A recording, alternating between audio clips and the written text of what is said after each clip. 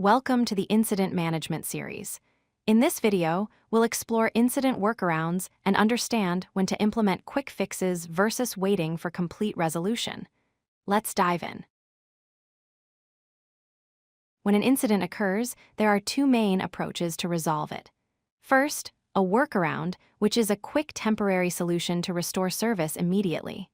Second, a permanent fix, which is a complete resolution that addresses the root cause of the problem. Let's compare the two approaches. Workarounds are implemented quickly, temporary in nature, and restore functionality fast. Permanent fixes, on the other hand, take more time because they address the root cause and provide long-lasting solutions. Here are practical examples. A workaround example. If a database fails, you can route traffic to a backup server temporarily or enable a fallback API endpoint if a service is down. For permanent fixes, rebuild the database cluster with replication or deploy a patched version with bug fixes to address the underlying issues. Use a workaround when services are actively down, when speed is critical for your users, or when the fix requires extended time. Use a permanent fix when you already have a workaround in place, when thorough testing is possible, and when long-term reliability matters for your system. Here's the typical incident response timeline. First, detect and alert.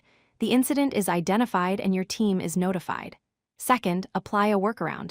A quick fix is deployed to restore service.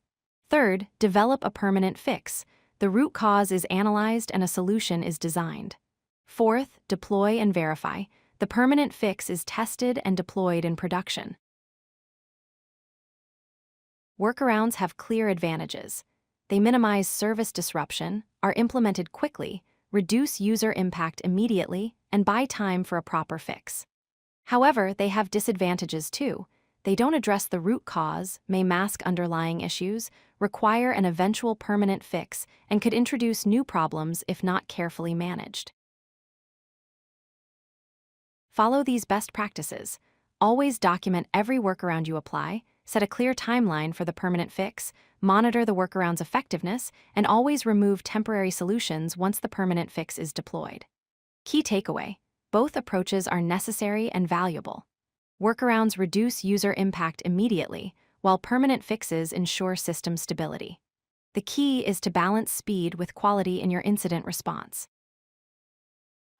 If you like this video, hit that like button and don't forget to subscribe.